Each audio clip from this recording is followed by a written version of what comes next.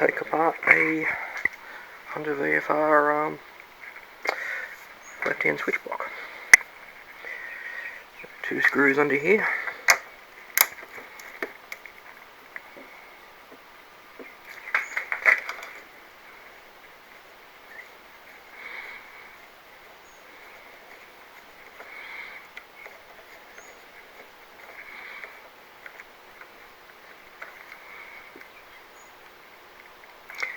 Extremely long.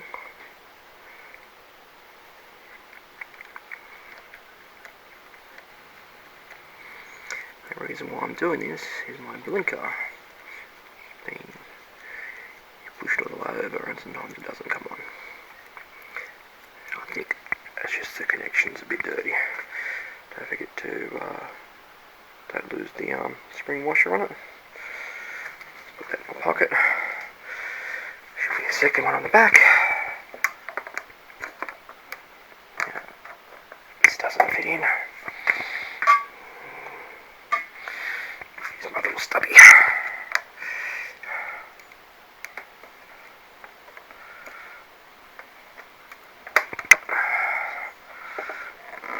This has never been apart before.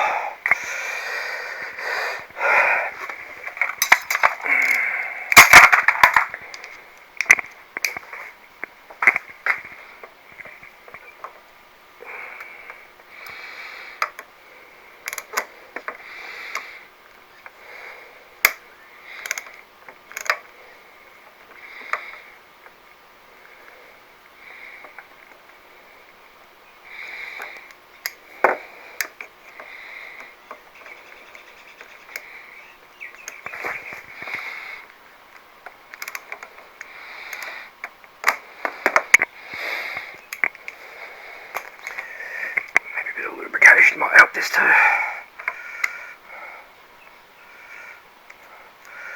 Lefty loosey.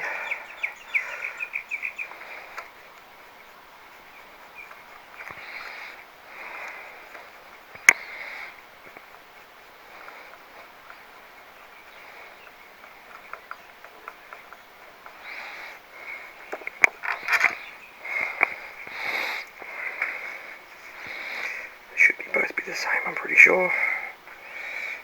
No, the one at the front is a lot longer.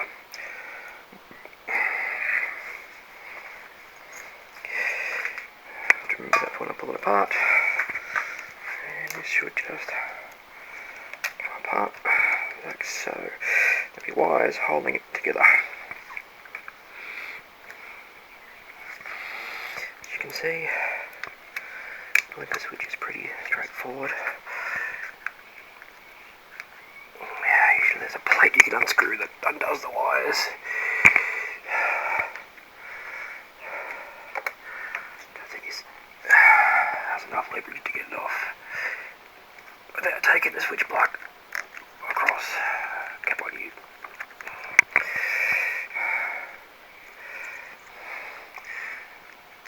I think if I had the clutch lever off, the whole thing would just come apart.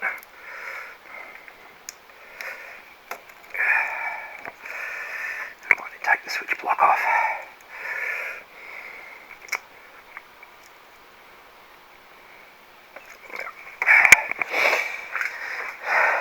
Plan B.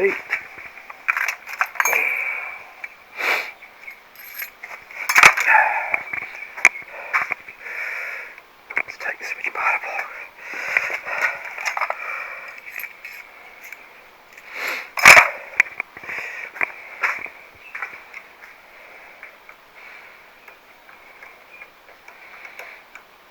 Mine's a bit different because I have some ram mounts on it.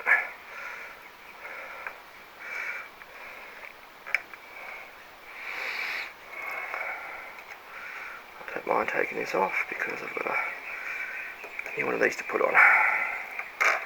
I did take that apart last week before I bought a new one.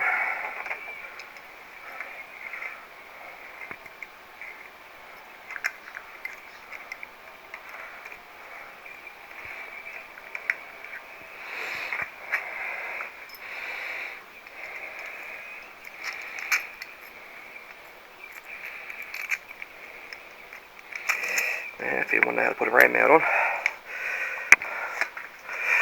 This should just come clean off now.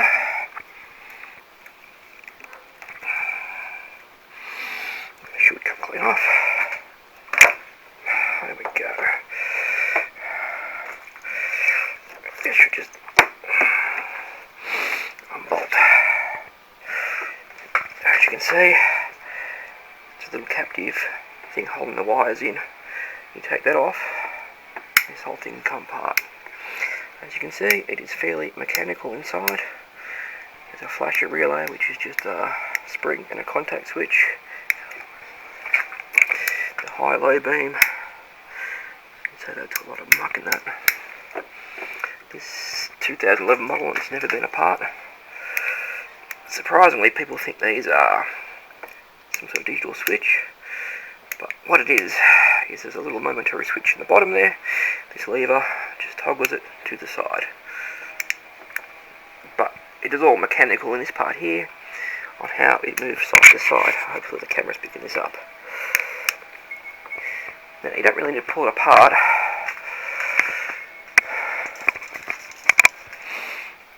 This is just some parts cleaner. Contact spray, electrical contact spray works as well. And there is a hole in the bottom of this that drains. This will just remove all the dielectric grease. Technically it doesn't even need dielectric grease, but I put it anyway for no contact. Move some things around.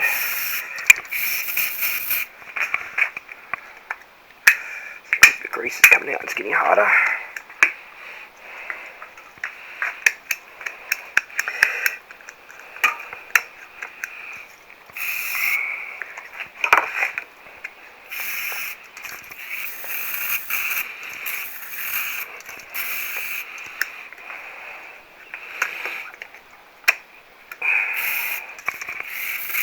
See the little white block there is moving.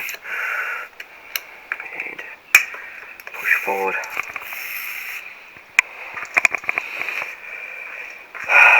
Just flush that out.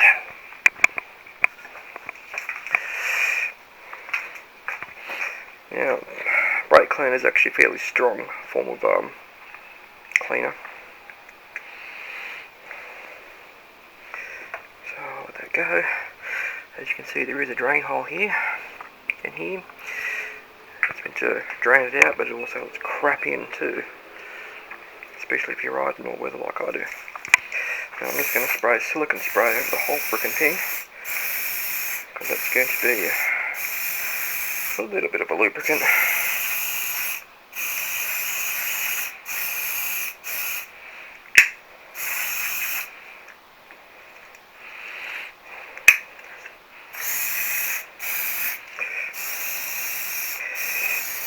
I've had some people get the nice little straw on these things, spray straight up into the cleaning hole.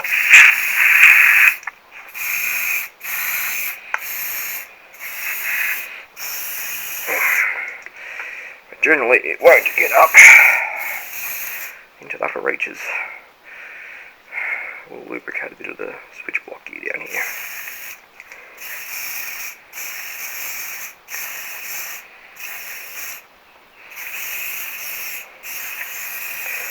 Silicone spray is also good for plastics, in case anyone tells you. Keeps plastics nice and shiny.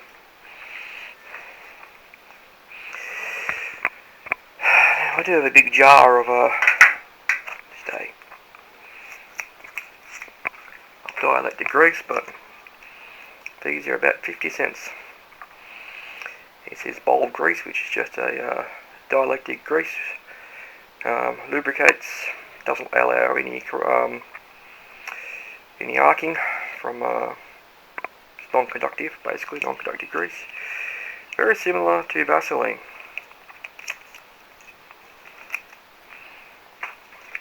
So I'm going to let this drain out a bit, then I'm going to cover this in some Vaseline to replace all that grease.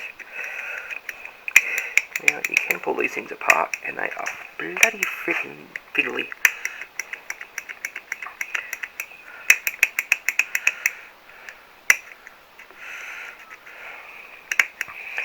But basically, that little white block down there is where you want to get the grease in, because it just wants to move around.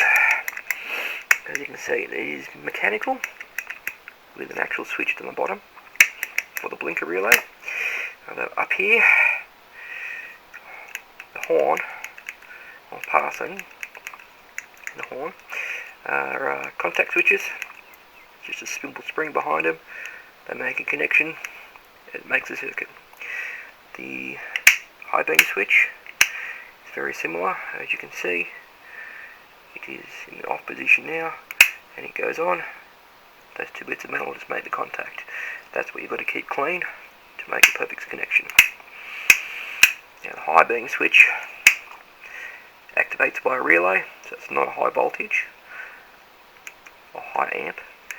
This bypasses the relay, the flasher, so it can actually arc and burn out. So sometimes it does need a good scrubbing clean. Wait till this dries.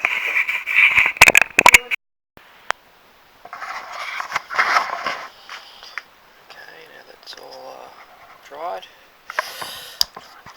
Yeah, some dielectric grease. As I mentioned, the horn touches, and the passer is touching things. We don't put dielectric grease on those because it's not enough to wipe away to make a connection. I have packed these full of Vaseline before, which is very similar to dielectric grease. So, the problem I had on a hot day, the grease melted, the Vaseline melted, and came out the drain holes.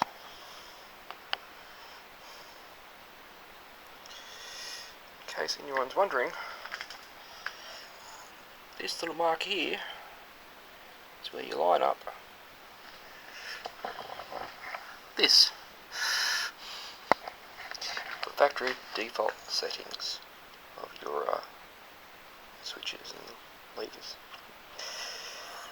As I don't know if I mentioned it before, it has, well, as you can see, it has up, which basically means you tighten the top one first.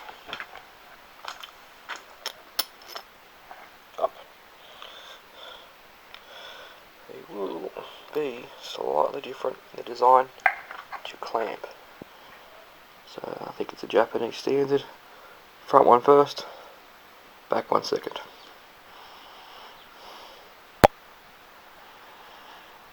Alright, let's put a bit of dielectric grease on this. Hopefully this lines up and you can see properly.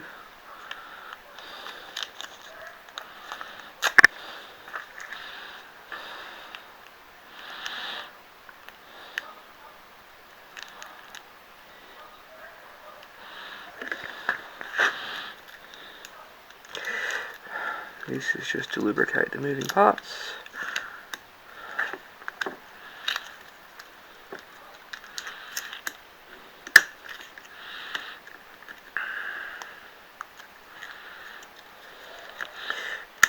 And the silicone spray is pretty good, but it will dry out very quickly.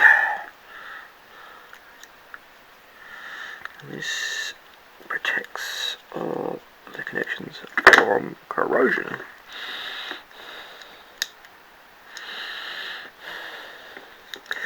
As well as lubricating. And it's non-conductive, which means electricity will not pass through it.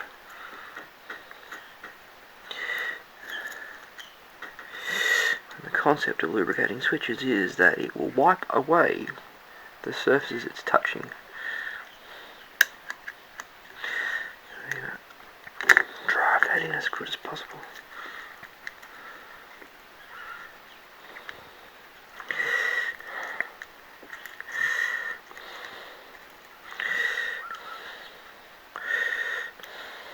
Like I said, that switch in the bottom is mechanical, You can pull it out, you can clean the terminals. It is a big job. It's very complicated to put it back together. Just doing this will make it operate fairly smoothly still. Unless you're having significant issues, I wouldn't be actually pulling it apart.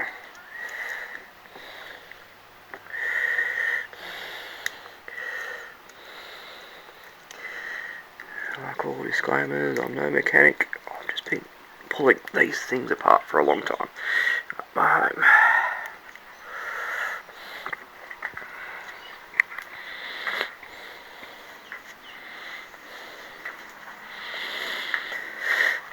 Now we haven't lubricated the horn or the passer. I mean, the silicone spray itself would have given a bit of lubrication.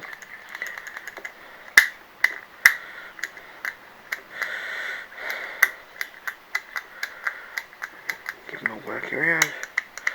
Like I said, I just cased my blinker. Just wasn't engaging the first smooth click. You have to like push it over a bit harder. So I do this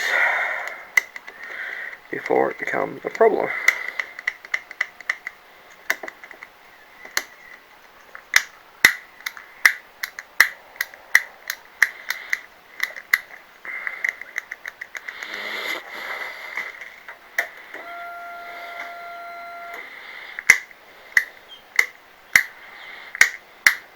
No problems.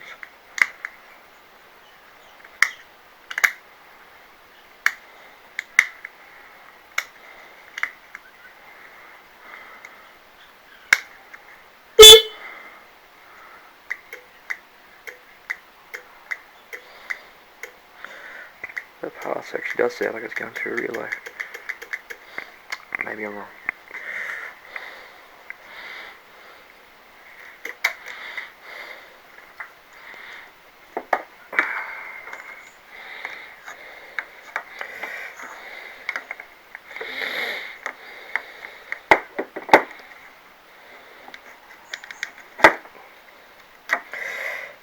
Just fit it back into that slot. Like I said, that's the factory setting, but I've got a high tide mark.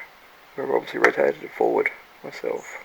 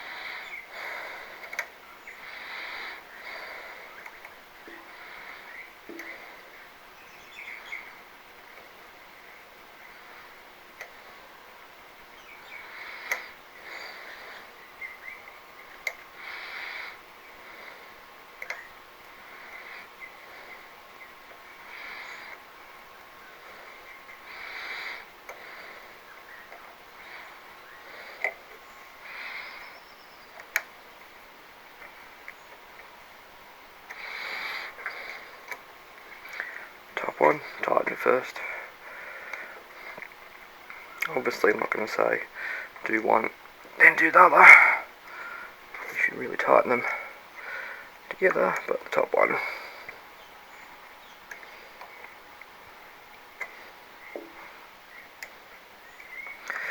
The one that should be clamped down first.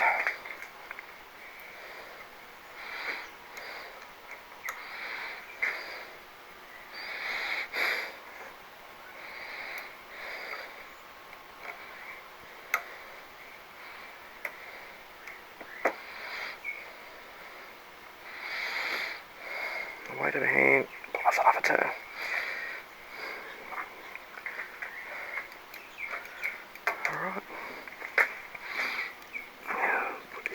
together.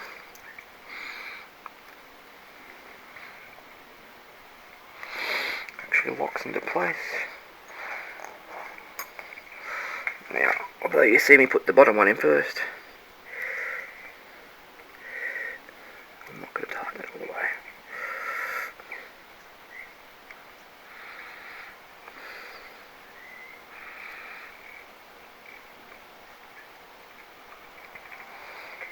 Just finger tight to hold it on.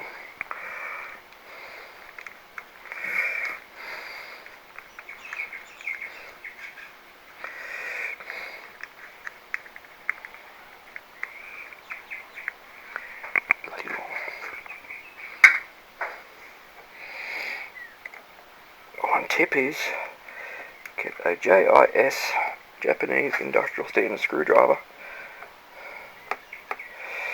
because it fits in the screwdriver hole, really.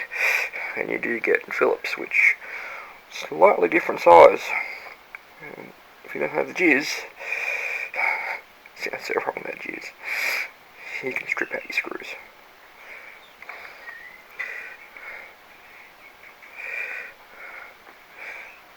Some of these ones, especially the clutch and brake levers, are made of cheese. Dropping shit, make sure you still got your little spring washer. Dropping shit all over the garage.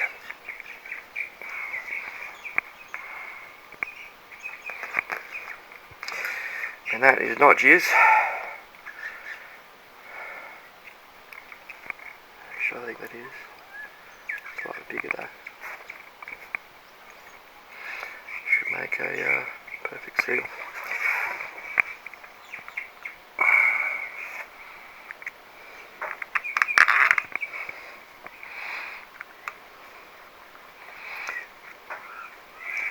Lefty loosey, righty tighty, you're upside down, so we're going left.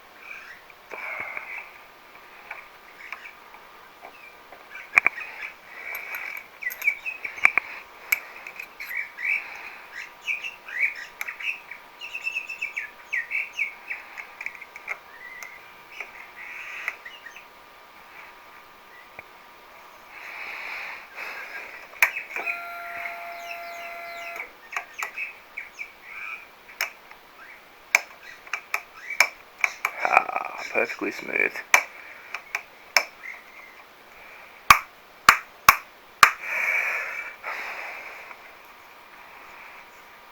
Silicone spray should keep it nice and shiny anyway. Probably not a good idea to get on the grips though. Just a tip. Don't get silicone spray on paint either. People say it's good. If it gets under the paint, I think you can lift it in my opinion. But that's just me. Alright, hopefully this video works. So I'm not doing it again.